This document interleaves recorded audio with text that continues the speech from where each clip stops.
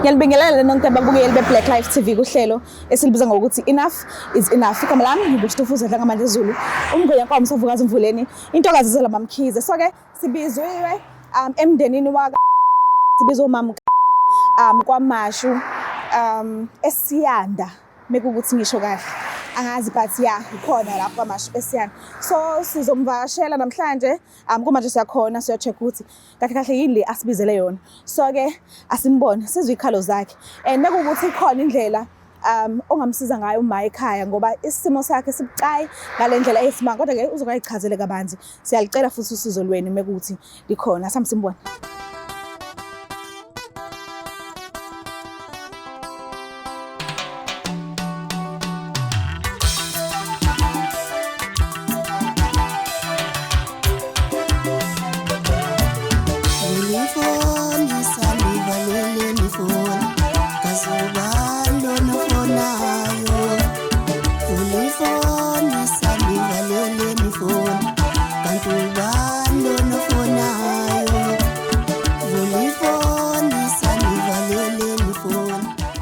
Sinamukele futhi babukeli beBlack Life TV kuhlelo esilibiza ngokuthi Enough is Enough. Sesifikile ke ekhaya la sibizo usis ngenxa yezimo abhekene nazo eminyakeni ethize eyedlule and adinga usizo lwalo. Ngiyaxolisa ukuthi abanye ama guest wethu esike saba nabo kuma episode ayedlule besingawafihlanga ebusweni kodwa le episode le izothanda ukuhluka because usisi sizomfihla ebusweni ngesimanga sokuthi isimo sakhe sibucayi kakhulu so asikwazi ukuthi singamveza ebusweni.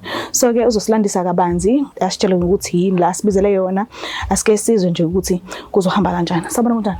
Ngiyaphila njani sisi? Ngiyaphila nami. Bayisisi kama. Okay, ukhulele la? Ekhaya Eastern Cape. Ufike nini la eSiyanda? Ngifike 2004.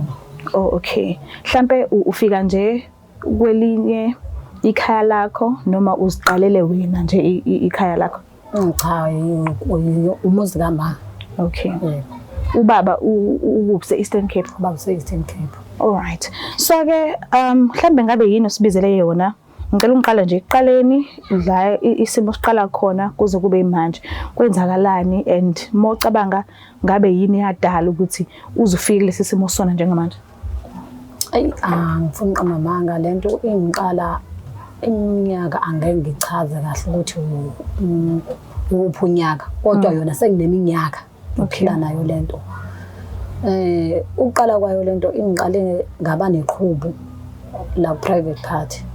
Mangiba neqhubu kwayiqhubu nje kwayinto engayinakile ngathi mhlawumbe kanye mhlawumbe abantu abasha phela sibuye sihambe yabo ukuthi mhlawumbe ngihlangane nomuntu kwakhona into erongo ngahamba ngaye ema-clinic.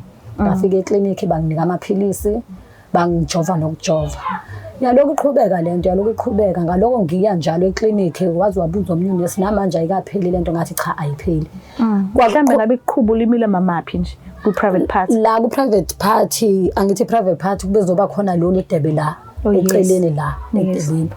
Ithe isuka leyo nto ngahlala nje naye ngahlala nayo la ngathi liyaphola la ngathi liyaphela lithe maliphela labuya futhi ukubuya kwalo labuya lavele laphenduka la isilonda kwaphihlika ke manje kwayisilonda kwakhona ubomvu abukho ubovu ukushintsha kwayo kuphihlike kwaphuma like amanzi kwaqala wangazi ukuthi kunamanzi aphumayo kuthe kusuka lapho kwavele kwashintsha ke manje kwavele kwayisilonda straight ke manje leli qhubu lelijela isilonda ngathi ungahlezi noma mhlawumbe kuthulile nje belibanako ukuthi lilume ukuqala kwayo benako ukuthi ilume kushontshothe kulume bengathi nganwaye ngiloko ngiye clinic ngiloko ngijova ngale mjovo kwafika ngazithola ingane kodwa mangihlangana nomuntu wesilisa kuba buhlungu yara ngeso sikhathi kodwa nje ugcine kubuye kube sesimeni ngoba ngenazo ingane ezwa lonto. Oh, iqhubu limile ungakabi nabantwana?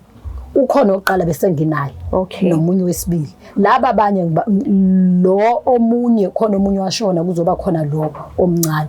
Laba bathathu ngisho ngithi abathathu ngibathole senginayo lento.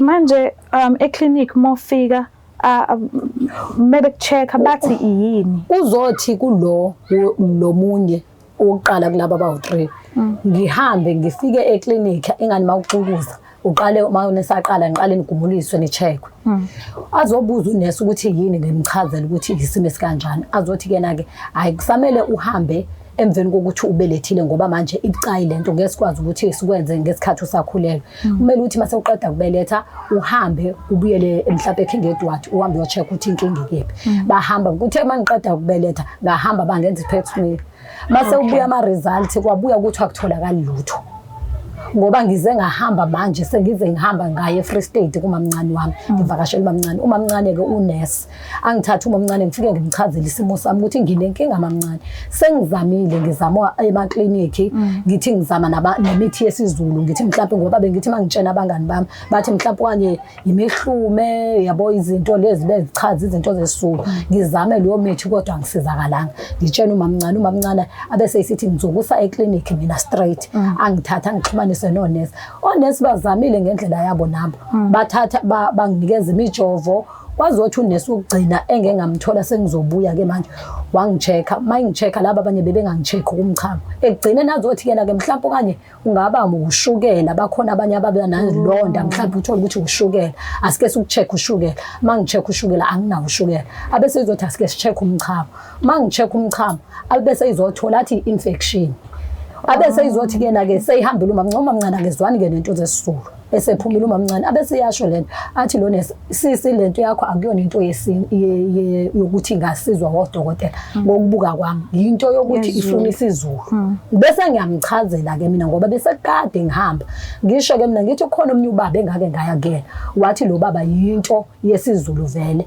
yibekelo engengayijonga ngokuchaza kwakhe kumuntu wesiZulu yini ibekelo wathi ibekelwe ngalijombayo umeqo angazi ukuthi ibekelo ngizothi yini wathi ibekelo kodwa mina like ukulunjwa into yokulumba ukuthi ulumbiwe umuntu ngokucabanga kwami washo kanjalo ukuthi ibekelo ngizamile sisa akukho la ngazamile khona uzubona ukuthi ngizamile ngize ngazama nobhuti waseMalawi ukuthi ngifuna usizo naye kwangathi uyeza kodwa mangaba isithi yapho mase kuqala ukuthi kuyaphola ibuye iqale phansi ingakho sengize ngatshenwa umngani wami bengazi vele kwaminyaka ephambili ukuthi benginale inkinga usiyangibuza nolizwe ususizakele ngithi cha mfethu uyena koze wangitshena ngani benginganazi mina wathi akungene ku Facebook ubheke ku Black Life mhlawumbe uzolithola isizo ngoba ngiyababona abanye abantu bayasho ukuthi bayasizakala khona ukuze ngibe ngigcine ngimfona mhlambe ngabe ukhona umuntu mhlambe oseke waxabana naye ngalendlela ukuthi ngase kwenzeka kubekele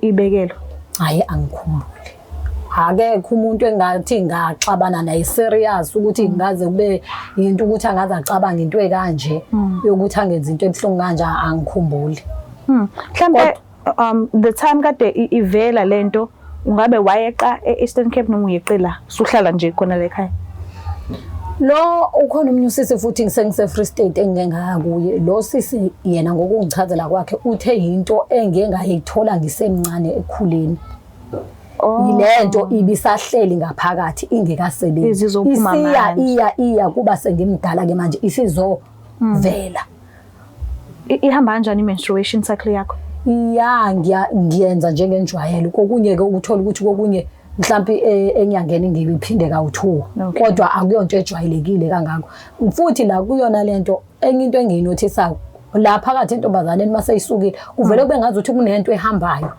nginga understand kube nento ehambayo kube ngathi iyahamba ngathi sasilwane esilwane manje nje iyangihlupha lento ngoba angazi ngaphakathi ukwenzakalani eyibononto angazi manje ingakho ngize ngathi ayi okungcono manje ngizama usizo ukuzama ngenye indlela ngoba nami ngizamile ngeyami imizamo sengize anginane imali angisebenzi ke vele ngiyazama ngigcine sengilekelelwa uma futhi yayibononto ingakho ngigcine sengibizana mhlambe abantu abaseduze nawe kakhulu abakazi mhlambe bathi khona iphunga abalizwayo ayive ngoba isikhathi esiningi ke nami ngizigcina ngokuthi ngaso sonke isikhathi ngihlezi ngigeza wenzela kona lokho ukuthi ubela ukuthi abantu bangaze isikhathi esiningi mhlawumbe no 3 times ngiyageza mina mase mangizibona yimina engisheshe ngizifuna ukuthi ngingaze abantu ngize ngibanike inkinga kwamina ke ngokwami ke kodwa angaze ngizizwe kufika leyo phathi ukuthi kunuke kanjalo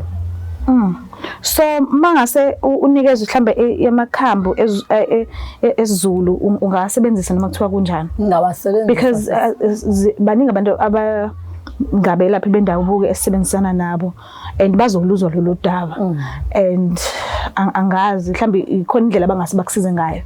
Ngajabula. Ngicela ungiphake inamba yakho uyimemeze nje ukuze umuntu nomuntu uzokwazi ukubona le video le ayithathe mekuthi khona usizo angasakuphe lona kube lula ukuthi axhumane nawe. Yebo sisi. Ithi 073 56 199 21.